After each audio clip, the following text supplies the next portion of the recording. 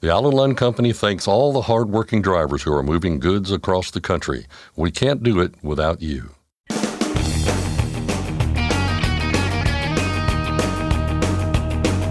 OOIDA, representing America's truckers since 1973, presents Landline Now with your host, Mark Redding. A bill designed to prevent nuclear verdicts is close to becoming law in Wisconsin. The author of the House version of that bill says it could prevent the problem from ever affecting truckers in that state. I'll talk with State Representative Rick Gundrum. FMCSA is asking truckers for input regarding sexual assault and sexual harassment in trucking. I'll discuss that and more with OOIDA Director of Federal Affairs, Jay Grimes. And finally, Marty Ellis has been hearing a story that a lot of us have heard for a very long time. Brokers making life difficult for truckers. I'll talk with the man who drives the spirit of the American trucker. But first, the news with Scott Thompson. Thanks, Mark. Our top story today. An owner-operator is asking the Federal Motor Carrier Safety Administration for an exemption related to electronic logging devices. Arbert Ibrahimi wants to use paper logs instead for 12 months. The reason? He says he can't afford an ELD as a one-truck owner-operator. Ibrahimi is asking for a one-year exemption from ELD requirements. FMCSA opening up the request for public comment for 30 days through the end of March. The ELD mandate has been in effect for more than 6 years now. Aside from the cost, truckers who oppose the rule have raised numerous concerns, including the added pressure of finding a safe parking spot before their clock runs out. And federal data suggests the mandate hasn't made roads much safer. The number of deadly crashes involving commercial trucks since 2018 has actually been higher compared to before the rule went into effect. Meanwhile, FMCSA has removed 5 ELDs from its list of certified devices. They are CI ELD logs, CN ELD, KSK ELD, TT ELD 30, and TT ELD 1010. FMCSA says the 5 electronic logging devices were revoked because they failed to meet one specific requirement, that ELDs without a printer be designed so that the display may be reasonably viewed by an authorized safety official without entering the commercial motor vehicle. Carriers using the now revoked ELDs have until April 29th to replace the devices to maintain compliance. In the meantime, affected motor carriers should revert to using paper logs to record hours of service data. Failing to do so by the deadline will result in a no record of duty status and an out-of-service designation. 2 of the 5 devices revoked by FMCSA, CI ELD logs and KSK ELD, have been here before. Both were previously removed from the approved list, but were added back after making changes to become compliant again. For the first time in more than 17 years, commercial trucks traveling on Interstate 81 in Tennessee will be allowed to travel at the same speed as everyone else. The Tennessee Department of Transportation announcing the end of its split speed limits on I-81 starting Monday. Since 2007, the speed limit for heavy trucks was set at 55 miles an hour between the Washington County line and the Virginia state line. For everyone else, it was 65. But starting Monday, the speed limit will be increased to 70 miles an hour for all. Transportation officials in Tennessee said the changes were made after taking recent speed studies, crash data, and public comments into account. The move will be applauded by groups like OOIDA, who have long pointed out that speed differentials lead to more interactions between large trucks and passenger vehicles, which lead to more crashes. But also keep in mind that FMCSA is trying to make this a rule for every interstate highway in the nation. That is, unless their plans are derailed, which brings us to the latest from Congress. Another day, another new co-sponsor of the DRIVE Act in the House, the bill designed to stop FMCSA from imposing a speed limiter mandate. Representative David Rouser of North Carolina has signed on in support, becoming the 37th co-sponsor so far. He's actually the 3rd U.S. congressman to get on board since OOIDA issued a call to action, asking its approximately 150,000 members to reach out to their lawmakers. FMCSA plans to publish a supplemental notice of proposed rulemaking this coming May, at which time the agency is likely to reveal what it has in mind for a top speed. OOIDA has been pushing back against a mandate from the get-go, pointing out the safety implications that will arise due to increased interactions between commercial trucks and passenger vehicles, not to mention the added costs for owner-operators in particular. To get involved in the fight, check out fightingfortruckers.com. The first of several auctions involving the sell-off of yellow trucks and trailers is on the calendar. It's Tuesday, March 5th. Ritchie Brothers Auctioneers is hosting it. Some 3,100 items will be on the block, including more than 700 truck tractors and nearly 2,200 trailers, all of it once owned and used by Yellow. More auctions are on the docket as well. The next one after Tuesday is March 26, when more than 360 tractors and nearly 1,700 trailers will be auctioned off, followed by others on April 16th and May 7th. Yellow is still trying to pay off its debts. The bankrupted company is also selling off its properties, a process that got started last year. The Louisiana Motor Transport Association has joined a lawsuit filed against the U.S. Department of Labor over recent changes to the classification rules for independent contractors. The suit was filed in early February on behalf of Frizzard's Transportation, which is owned by the association's board chairman, Cully Frizzard. It's over the Labor Department's final rule that takes effect on March 11th, which compels employers to consider 6 things when determining whether a worker is an employee or a contractor. The Labor Department believes the rule will reduce the risk that employees are misclassified as independent contractors. And while the final rule would not implement an ABC test on the country, it does introduce some unanswered questions about the impact on trucking. The lawsuit, supported by the Louisiana Motor Transport Association, says the final rule will increase business costs for trucking companies and deprive truckers of the opportunity to operate independently. Federal prosecutors have secured another guilty plea from one of the men connected to a 2022 smuggling case that left 53 people dead in San Antonio. In a news release, the U.S. Attorney's Office said Luis Alberto Rivera Leal pleaded guilty to 1 count of conspiracy to transport aliens, placing lives in jeopardy. He faces up to 20 years in prison. Prosecutors say Rivera Leal was part of an organization that smuggled adults and children from Guatemala, Honduras, and Mexico to San Antonio. In June of 2022, the organization was trying to sneak in a group of migrants inside a tractor-trailer from Laredo. The truck ultimately was left abandoned on the side of the road due to mechanical issues, leaving 73 people trapped inside with no working air conditioning. 53 people were killed, 6 of them children. Rivera Leal is the 4th suspect in the case to plead guilty. The driver of the truck, Homero Zamorano Jr., has a case pending. BNSF Railway has agreed to settle a class action lawsuit related to the collection of truckers' fingerprints for $75 million. The company is accused of collecting fingerprint scans without consent from thousands of drivers who used automated gate systems at 4 BNSF facilities in Illinois. That's a violation of Illinois state law, which bans the collection of biometric information. A class action lawsuit was filed by more than 46,000 truck drivers. The $75 million settlement still needs to be approved by a judge. It's far shy of the $228 million verdict handed down last year after BNSF lost a jury trial. A U.S. district judge said the company owed $228 million in damages, but the court later overturned that amount and said a jury should handle those damages. And finally, new details tonight about the next truck leasing task force meeting. As we've reported before, the group will hold its next session at the Mid-America Trucking Show on March 21st. Now we have times and more specifics. The task force will meet for 2 hours starting at 10 a.m., break for an hour for lunch, and then go for another 2 hours until 3 p.m. While a formal committee discussion will take up the bulk of that time, a public comment period is also in the plans. For those not attending MATS, a virtual option will also be available. The truck leasing task force met for the first time last year.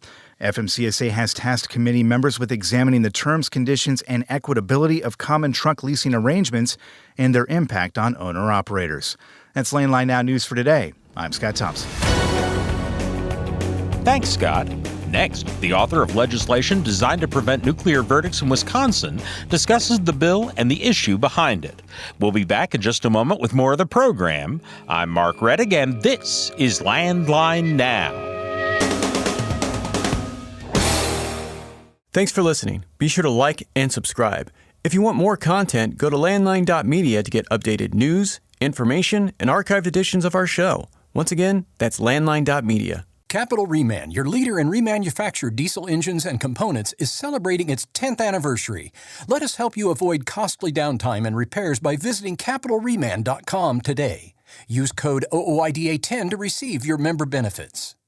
Stock up on Howe's Diesel Treat, the nation's most trusted anti-gel. And to be safe from the harshest winter conditions, make sure you have Howe's Diesel Lifeline on hand, the fastest-acting gelling rescue product. Available nationwide, Howe's products are designed to keep you rolling through the toughest conditions. Visit howesproducts.com.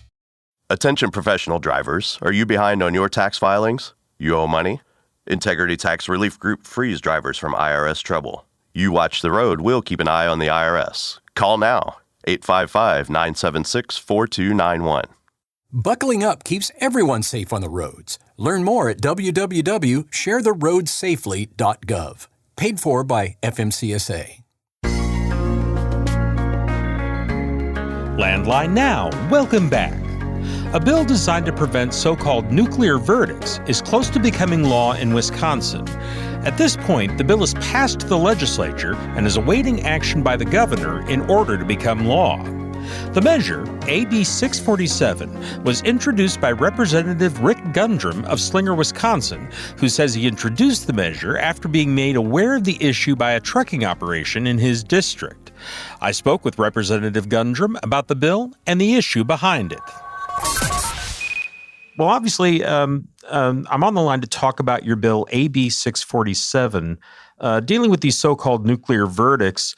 First, would you explain roughly what your bill would do if passed? Sure. The bill basically limits the total of non-economic damages, which would be pain and suffering that a person may recover from a commercial motor vehicle carrier for injury, death, or other loss resulting from an act or omission by an employee of the commercial motor carrier, a motor vehicle carrier, while acting within the scope of employment. And it would limit it to just $1 million. But that, if there are multiple injuries, let's say a car full of 4 people, then it would be 1 million times 4. This bill does not put a cap on the punitive and economic damages. Things like past and future medical expenses, lost wages, or earning potential. That still is unlimited. This bill does not while a plaintiff hurt in an accident certainly has the right to file a lawsuit with a trucker or a trucking company, the problem with these verdicts is that they are now threatening to seriously damage the trucking industry. And when that happens, these costs then pass on to anyone who buys or sells a product that is shipped by a truck. It puts financial strain also on insurance companies. These verdicts are not just against big businesses. Over 90% of motor vehicle carriers have 10 or fewer trucks in their fleet, making them small businesses. I also think it's important to stress that these companies take road safety very seriously. I know that this is a problem nationally, and certainly we've talked about it, and a lot of people in the industry are talking about it. But I'm curious about Wisconsin specifically. How big of a problem have these verdicts been there in your state? Well, there haven't been any nuclear lawsuits in Wisconsin yet, so this is a precautionary measure. But I'm very confident that nuclear lawsuits will eventually come to Wisconsin. As you mentioned, they've been happening in other states, like in Texas, where a company had to pay $30 million. So I was alerted of these nuclear verdicts and decided that we needed to do something to prevent major damage to the trucking industry. And that's why I brought this bill forward. Okay. Obviously, it wasn't a particular case in Wisconsin that spurred you to introduce the bill. Was it the overall national situation, or was there something specific that made you think that this needed to be taken care of at this time? Well, the idea for this bill first came to my attention from a company, E.H. Wolf & Sons. It's a trucking company that's located in my district. It has been a staple of Slinger since 1941, but their industry is now under threat from trial attorneys and this phenomenon called nuclear verdicts. They had an incident where one of their drivers was on an off-ramp waiting to make a right turn onto a busy street.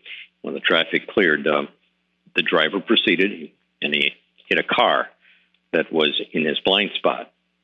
And it turns out, after reviewing the camera footage from the truck, they noticed the car was on the side of the ramp, and when the truck started to move, the driver maneuvered her car so the truck, would strike the vehicle. The very next day, they got a phone call from an attorney claiming to represent the driver of the other car. Eventually, everything was dropped because of the camera's footage that pretty much proved the operator of the car wrongfully doing what they did. E.H. Wolf has put cameras in all of their trucks, not just inside, but outside in various locations on their vehicle, so that they can see this type of stuff happening and to know whether or not their driver was in the wrong or not. So I give them kudos for, getting ahead of the game by doing that. I was reading that in talking with your fellow lawmakers, you mentioned a study by the American Transportation Research Institute on this topic. I'm wondering if you could talk a little bit about that, what the study said, and why it was something that caught your attention. Well, I found that verdicts over $1 million have increased by almost 900% in the average size of verdicts in the trucking industry between the years 2010 and 2018. I also found that between 1975 and 2021, the U.S. large truck fatal crash rate dropped by 65.7%. And also 70% of fatal crashes involving a truck are the fault of passenger vehicle drivers. Okay. Do you have a personal connection to the trucking industry, or what has spurred you to be particularly aware of trucking issues like this or other trucking issues? Mm-hmm. Well, no, I do not have a personal connection. I have a brother-in-law who drives over the road. He tells me about what he sees on the highways and, things that he has to be careful of, like, having to brake at the last minute, that type of thing. And I had an uncle way back in the day who drove for ICX out in Denver, Colorado. But that's the extent of, my connection with the trucking industry. But I feel the trucking industry is the backbone of the economy, and it deserves protection from these damaging verdicts. And I think every Wisconsinite benefits from the trucking industry, even if they don't notice it. 72% of all goods in Wisconsin are moved by truck, and 94.9% of manufactured tonnage in Wisconsin is transported by truck. A lot of the motor vehicle carriers in Wisconsin are small businesses, as I mentioned, and they have fewer than 10 trucks. So if one of these nuclear verdicts happens in Wisconsin, it could seriously damage a trucking company. Now, as I understand it, this has passed both houses of the legislature. Is that correct? That is correct. We're just waiting for the governor to sign it into law.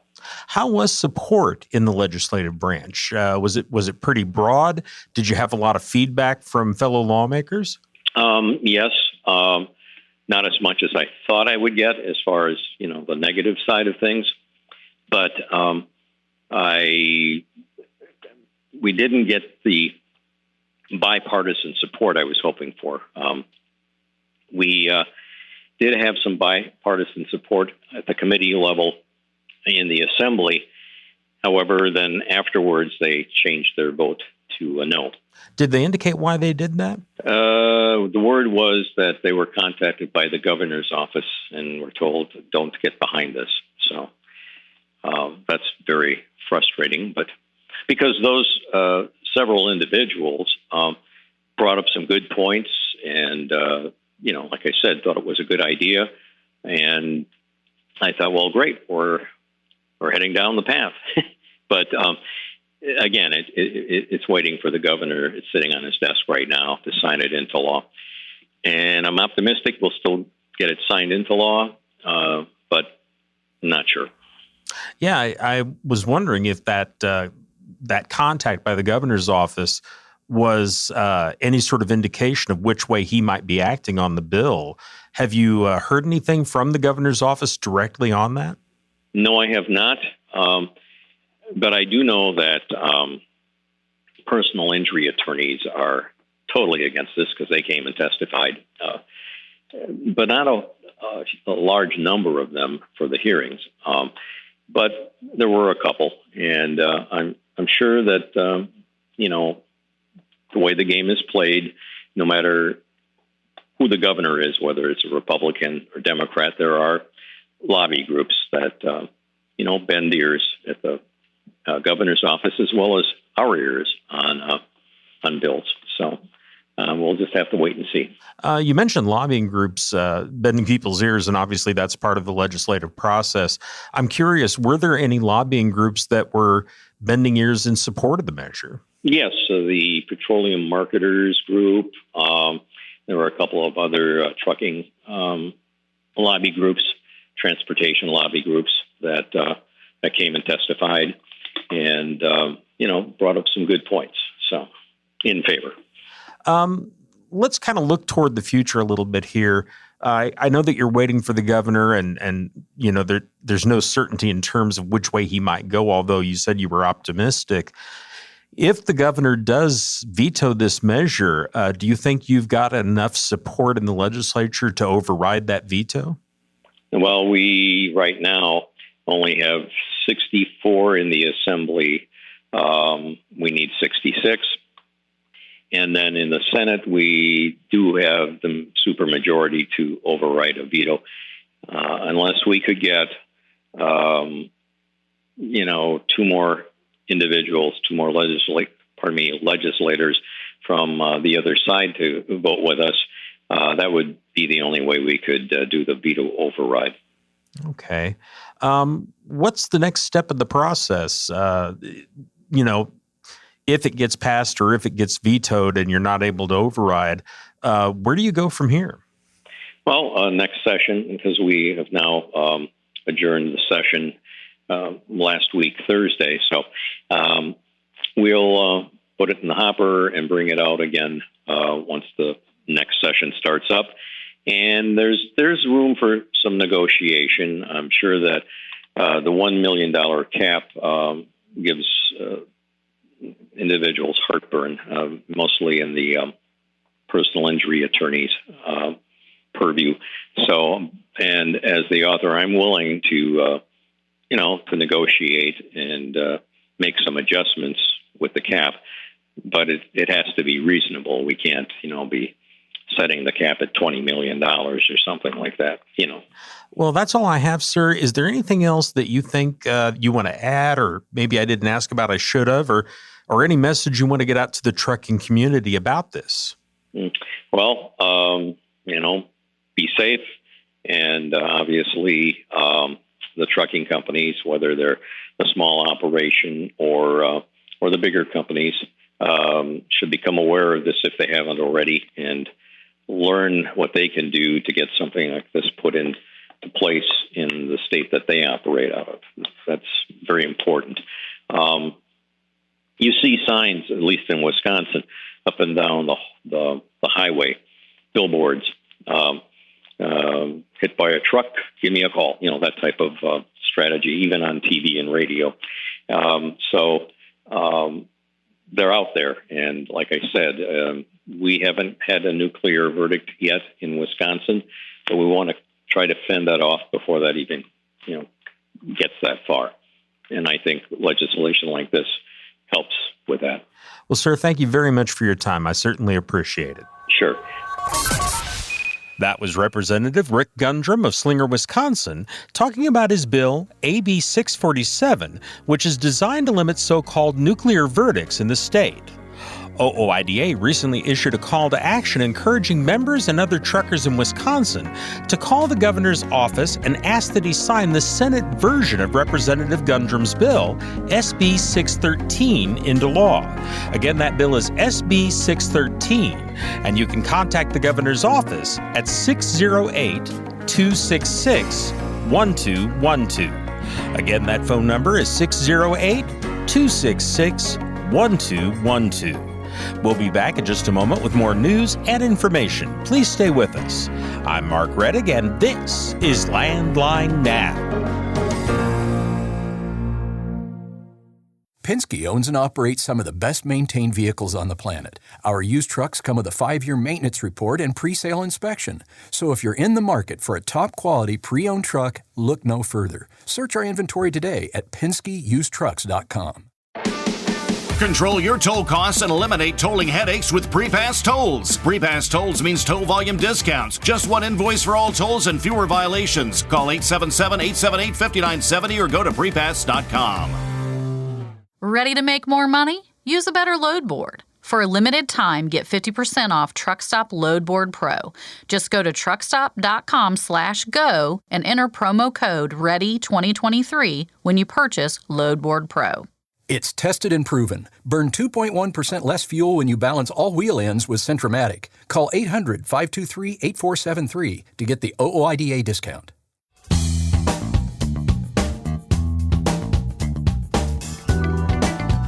The Federal Motor Carrier Safety Administration is asking truckers for their input when it comes to sexual assault and sexual harassment in the trucking industry. Welcome back to Landline Now. This is Regulatory Roundup, and I'm Mark Rettig. I'm joined as always by OOIDA Director of Federal Affairs, Jay Grimes. Jay, thanks for joining me. Good to be with you. This is actually a precursor to a study that the agency plans on this topic. Why is FMCSA planning a study on that?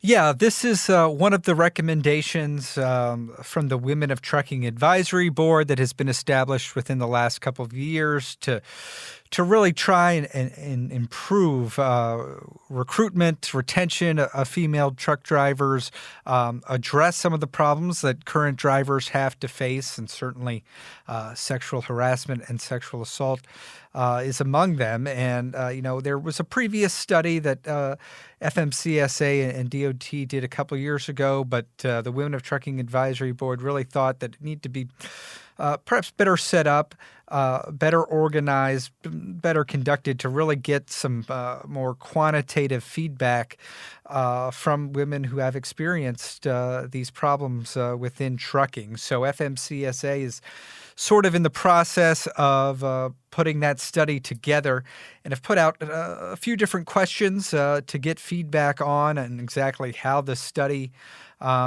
should be set up, what questions need to be asked, what research is out there. 10 different questions, some of them really focusing on kind of driver feedback, some others kind of more of a scientific approach and more of a research-based approach, and really trying to come up with how the study can be best engineered. That comment period is open currently for a couple more weeks, but we think there should be some more time for the public to submit comments in really shaping this study in the best way possible. You mentioned what they're asking for in this notice and the questions that they're asking there. They did in the notice give some indication of what they're hoping to gather as part of the study that this notice will help form. Can you give us some idea of what they do want to gather from truckers and others? Yeah. So understanding potential regulatory or policy measures needed to improve driver safety and mitigate sexual assault and harassment, work with industry partners on outreach and other efforts to improve driver safety through sexual assault and sexual harassment prevention, and support the participation of women in the CMV industry. So I think the goal of the study is really to get some specific information, specific data that can inform FMCSA, certainly the trucking industry as well, on some measures and policies that need to be implemented to really, address this in a meaningful way. You mentioned earlier that they did conduct a previous study, I guess back in 2022. And I'm wondering, what did we learn from that? What was the focus of the study, and what sort of findings did they produce? Yeah, a couple of the findings were that harassment, crime against female drivers and minority male drivers is prevalent. The study found that many incidents went unreported, with most commenters saying they did not believe reporting the incident would make a difference. That female truck drivers are particularly vulnerable to crimes that are sexual in nature and more likely to experience harassment from another truck driver or from trainers. The study did shine a light on some of those issues within the industry, but FMCSA also acknowledged some of the limitations of the previous research and how that study was designed. You mentioned earlier that this was based in part on input from the Women of Trucking Advisory Board, and you and I have spoken about that group before. But for folks who maybe didn't hear that, can you kind of review very briefly what that board is and what its purpose is? Yeah, it was an advisory board established by Congress in 2021. FMCSA put in a nominations request and formed the committee a couple of years ago. The committee itself is made up from women all across different sectors of the trucking industry: drivers, executive trade association groups, trainers as well.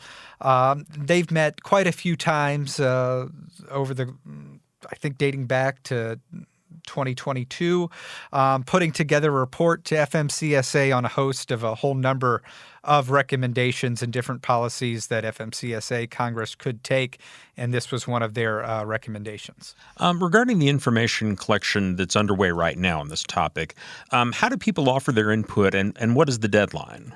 Yes, you can go on regulations.gov. The docket number on this one is FMCSA-2024-0061.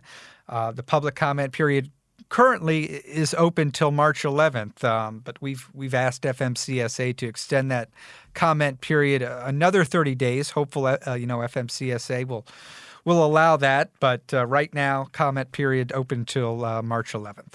The topic of sexual assault and sexual harassment isn't the only one that FMCSA is currently seeking input on. The agency is also gathering information and taking a look at lease purchase agreements, which, again, we've discussed this before, very hot topic in the industry. Why is FMCSA looking into that topic? Yeah, again, this relates to another advisory committee that was established by Congress in 2021.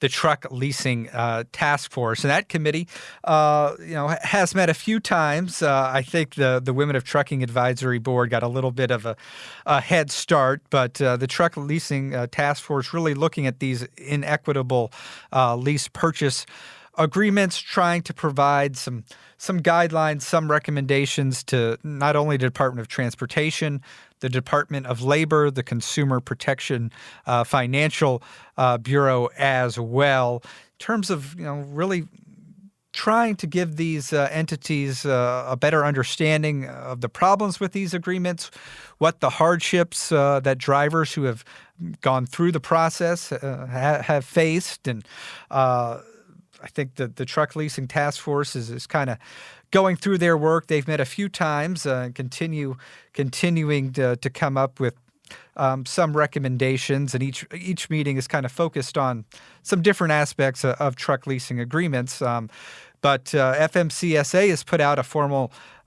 information collection request to really to find out from drivers who have gone through these lease purchases, kind of their impact, their feedback, and their insight. They've asked a whole series of questions, one for drivers and lessees of commercial motor vehicles, another set of questions for the entities that are providing the leases, CMV lessors. So that public comment period is open as well and can be found at docket number FMCSA-2023-0143. That public comment period right now open a little bit longer through March 18th. One of the things I think they're asking for here are actual lease purchase agreements. And that's certainly something that's very interesting. But what information are they hoping to get out of those lease purchase agreements? What are they after there? Yeah, quite a number of different aspects and characteristics of these lease purchase agreements. What were the actual terms of the lease? Minimum weekly or monthly payments?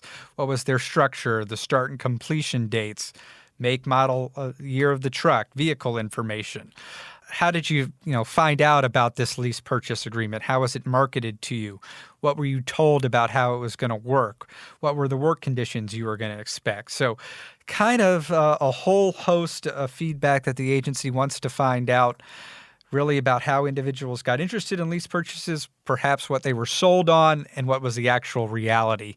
And that's kind of what we found, is that individuals who kind of get duped into these lease purchase agreements can never really meet the payment information. And a lot of times the structure of the lease purchase agreement is controlled by the carriers that are assigning the hours and the drive times, and they make it certain that the driver can never pay off the lease. So really creates a lot of problems and a lot of economic concerns for drivers who have experience with lease purchase. Obviously, when you're talking about these agreements, that's pretty private business information, something some people may want to keep confidential, but they may still want to provide information to the agency.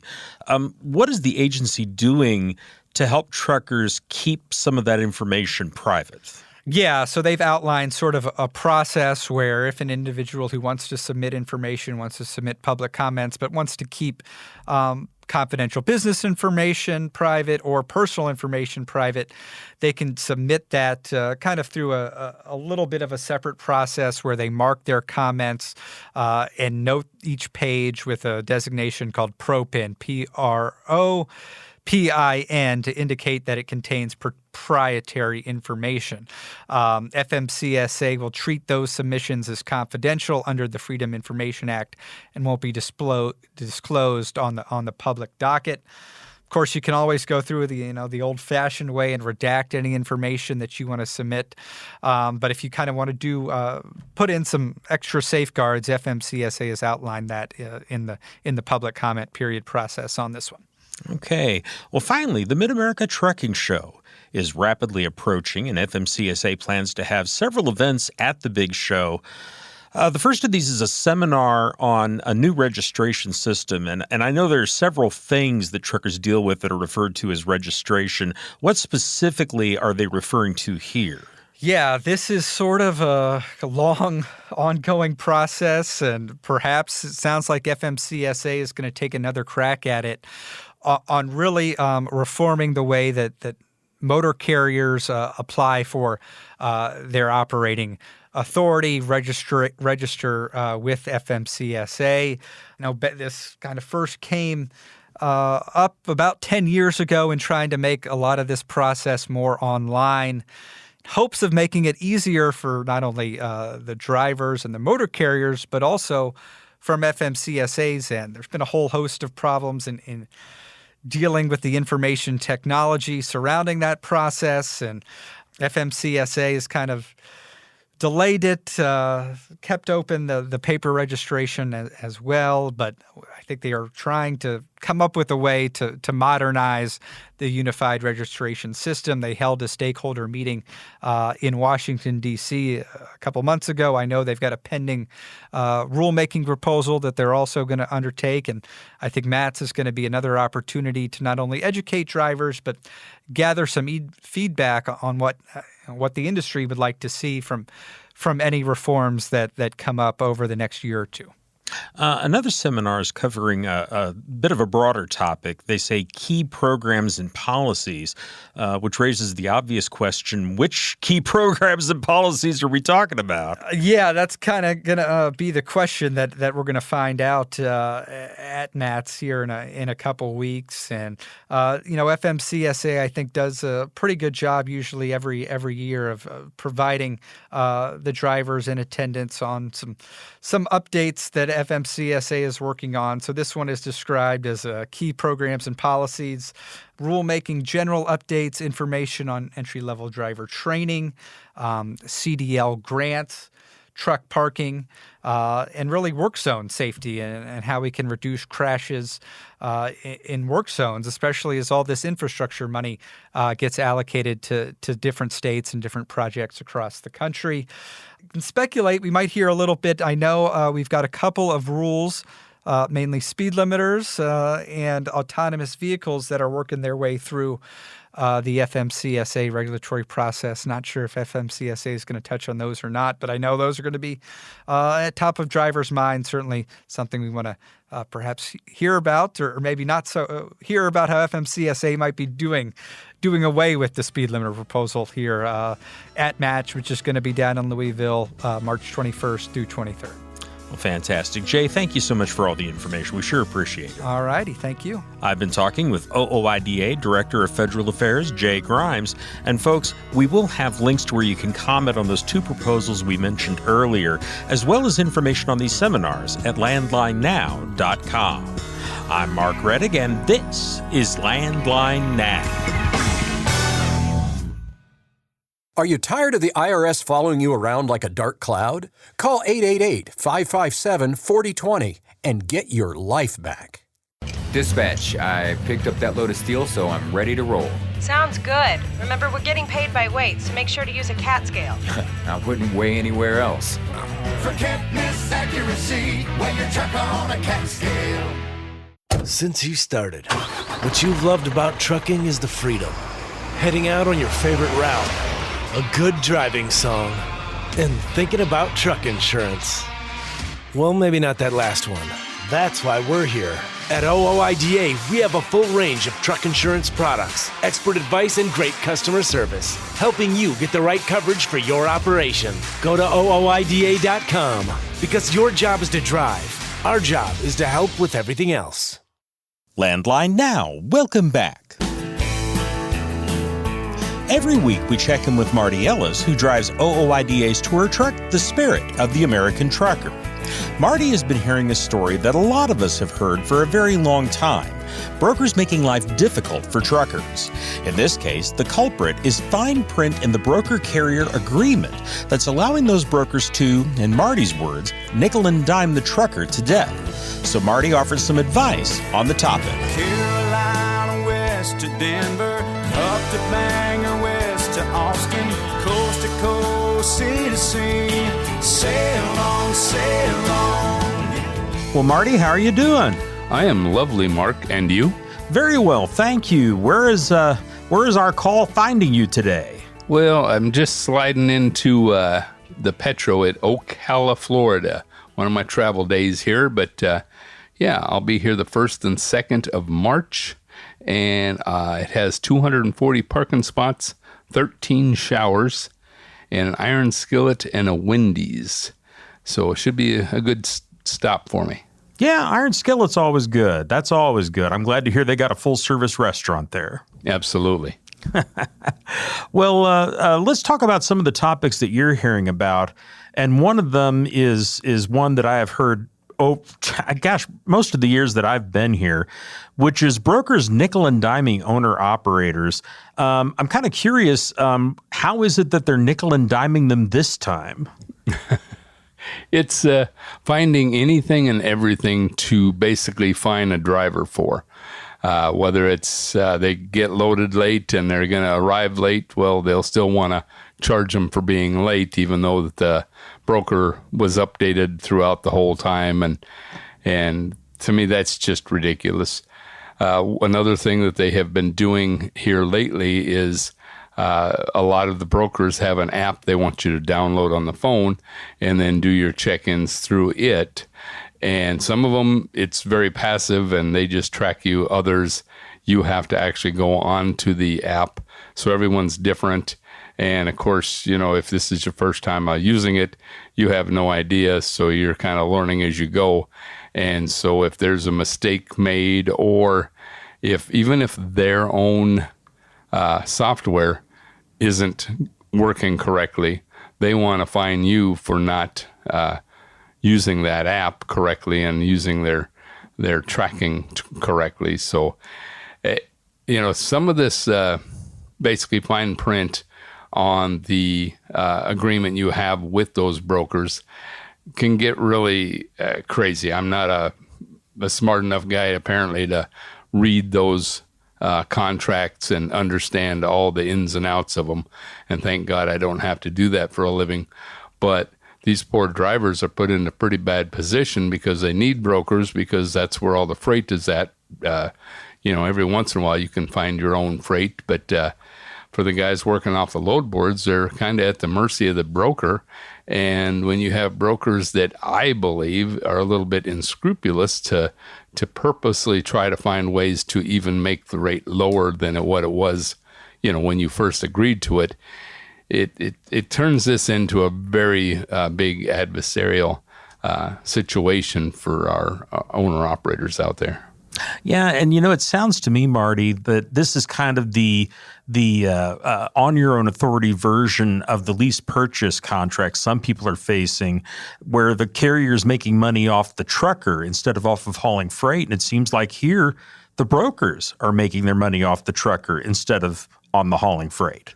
Yeah, and I'm sure we have some good brokers out there. You know, we all hate to paint with a broad brush, but there are so many out here that are doing this that you got to wonder, you know, you're thinking, okay, don't these guys ever try to police themselves?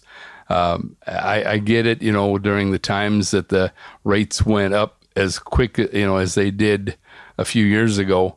Some of those brokers say that they were actually losing money on certain loads. I don't know. I've never been able to see the real numbers. That's what I tell anybody when they say, well, the broker, isn't getting rich. Well, just show us the numbers then, because that's all this takes. If you guys as brokers say, we're not the bad guys, we're not making a killing off of each load, well, then just show us the numbers. Yep. And if you're doing it honestly, there's no harm to you in it. Absolutely. And one other thing I think we should say here is that if people are having trouble with the broker contract or they're concerned about some fine print, call business services at OOIDA and they can help you out. The number is 816-229-5791. And Marty, another thing that you had brought up that kind of surprises me because it's something that I thought was kind of trailing off and maybe not as bad as it used to be, and that's tickets at rest areas.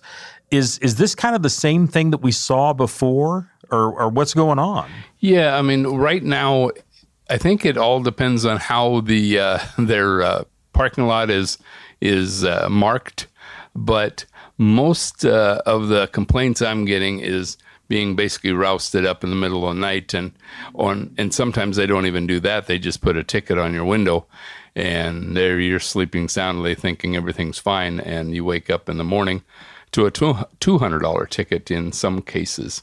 I talked to a couple that just recently got a ticket in Cumbie, Texas.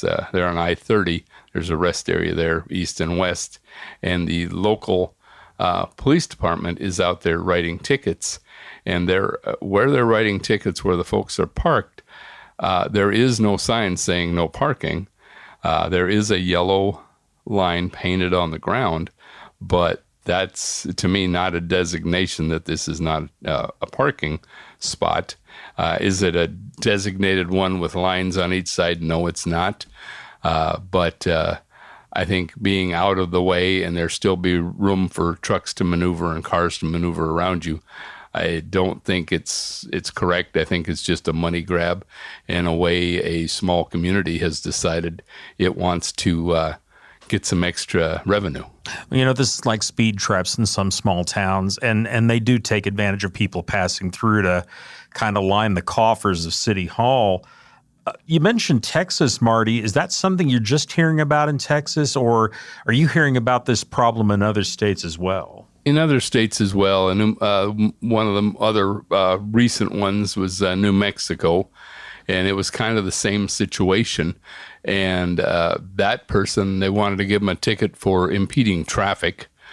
So, I mean, that sounds like you were actually parked like on the interstate, and so it looks really bad on your record. So I encourage people to, when they can, fight them. That's another thing that we can call in and ask, tell them our folks what happened, and possibly see if we have any good ideas for solutions. That, I don't guarantee miracles, but you never know. Some of this stuff, we can help with, and then other stuff we can't. Well, and something else to think of is, we always talk about calling your lawmakers. A lot of truckers don't think to call the lawmakers in their state because they don't park in rest areas in their own state. They park in other states, but realize that other truckers are parking in your state's rest areas, and you're parking in their state's rest areas. So it's a good thing just for the overall industry to call lawmakers and tell them about these instances where people are getting tickets at these places, because it is a rotten deal. In any case, Marty, I'm glad you said that.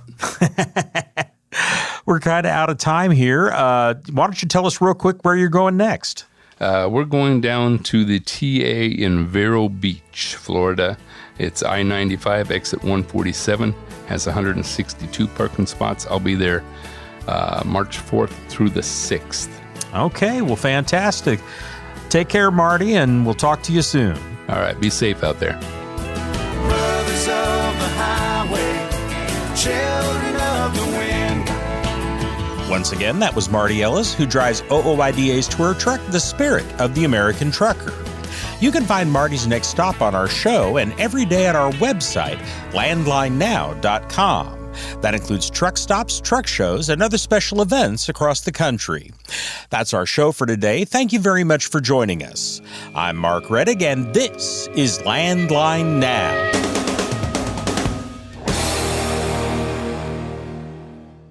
Thanks for listening. Be sure to like and subscribe.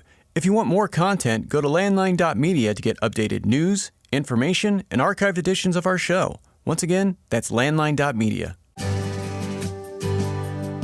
I'm a dad, a son, a husband, wife, I'm a writer, photographer. I farm. I'm a veteran. I love old cars, fishing, my kids, Chrome, and I am a professional truck driver. And together we are OOIDA. OOIDA was founded by truckers to stand up and speak on behalf of truckers. We've done that by combining the individual voices of our members into a single, powerful voice. Protecting your interests, defending your rights. Join us! Make your voice heard. Join OOIDA, the Owner-Operator Independent Drivers Association. Call 1-800-444-5791 or visit OOIDA.com.